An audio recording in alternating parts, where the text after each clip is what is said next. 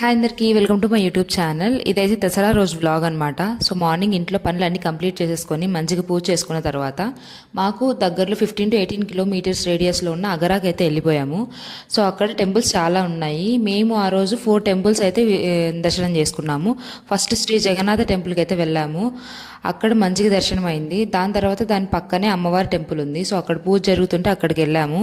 అక్కడ కాసేపు పూజలో కూర్చొని దాని పక్కనే పెద్ద హనుమాన్ విగ్రహం ఉన్న టెంపుల్ ఉంది. సో అక్కడికి వెళ్ళాము.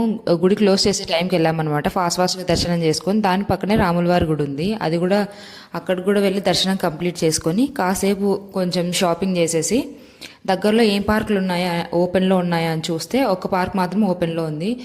సో అక్కడికి వెళ్ళేసి కాసేపు రిలాక్స్ అయ్యి మంచిగా ఫుడ్ తిని కాసేపు మినీతో ఆడుకున్నాము.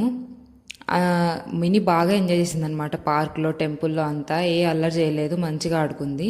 Please subscribe.